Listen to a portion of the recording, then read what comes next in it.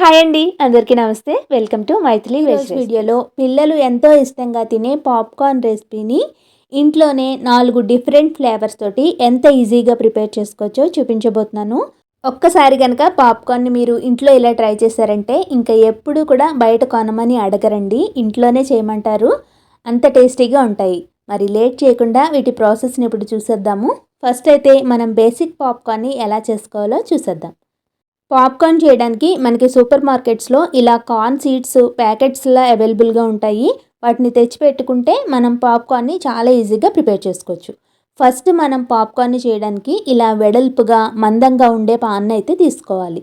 దాంట్లోకి 2 టేబుల్ స్పూన్ల వరకు ఆయిల్ వేసుకుని 1 కప్పు వరకు కార్న్ సీడ్స్ తోటి నేను ఇక్కడ బేసిక్ పాప్కార్న్ని చేస్తున్నాను.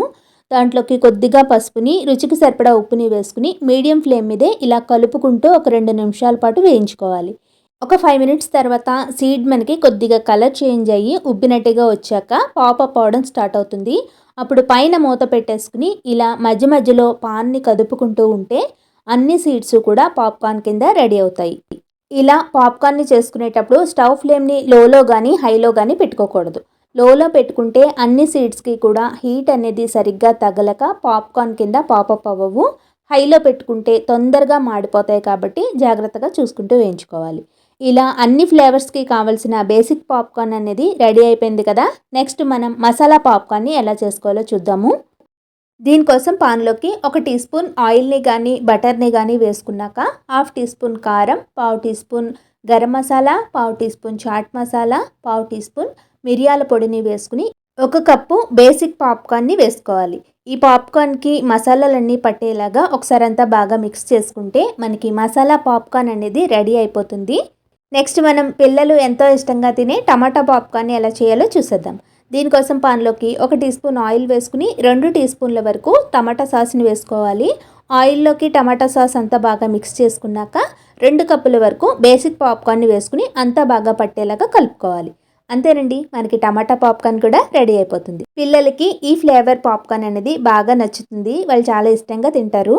నెక్స్ట్ అయితే మనం బటర్ పాప్కార్న్ ఎలా చేయాలో చూసేద్దాము. దీనికోసం పాన్లోకి 2 టేబుల్ స్పూన్ల వరకు సాల్టెడ్ బటర్ని వేసుకుని బటర్ మెల్ట్ అయ్యేటప్పుడు 1/2 కప్ వరకు కార్న్ సీడ్స్ని వేసుకోవాలి. మీడియం ఫ్లేమ్ మీదే ఇలా ఒక 5 మినిట్స్ కలుపుకుంటూ ఉంటే మనకి కార్న్ అనేది కొంచెం ఉబ్బి కలర్ చేంజ్ అయ్యి పాపప్ అవ్వడం స్టార్ట్ అవుతుంది. ఇలా స్టార్ట్ అయ్యాక పైన లిడ్ని పెట్టేసుకుని మీడియం ఫ్లేమ్ మీదే వేయించుకోవాలి. మనకి పాపింగ్ సౌండ్ ఆగిపోయేసరికి మొత్తం సీడ్స్ అన్నీ కూడా పాప్కార్న్ కింద రెడీ అయిపోయి ఉంటాయి. బటర్ పాప్కార్న్ కూడా రెడీ అయిపోయింది. చూసారు కదా, చాలా ఈజీగా 4 డిఫరెంట్ ఫ్లేవర్స్ తోటి పాప్కార్న్ని ఇంట్లో ఎంత ఈజీగా చేసుకోవచ్చో. ఇలా ఫ్లేవర్డ్ పాప్కార్న్ని బయట కొనాలంటే కొంచెం కాస్ట్ అనేది ఎక్కువే అవుతుంది కదా. మరి బయట కొనే పని లేకుండా ఇంట్లోనే చేసుకునే ఈ ప్రాసెస్ కనుక మీకు నచ్చితే మీరు కూడా మీ ఇంట్లో ట్రై చేసి మీకు ఎలా కుదిరిందో, ఏ ఫ్లేవర్ మీకు బాగా నచ్చిందో నాతో కింద కామెంట్ బాక్స్లో తెలియజేయండి. ఈ వీడియో కనుక మీకు నచ్చితే తప్పకుండా లైక్ చేసి మీ ఫ్రెండ్స్ అండ్ ఫ్యామిలీ మెంబర్స్ అందరితోనూ షేర్ చేయండి. మరిన్ని రెసిపీస్ కోసం నా ఛానల్ని సబ్స్క్రైబ్ చేయండి.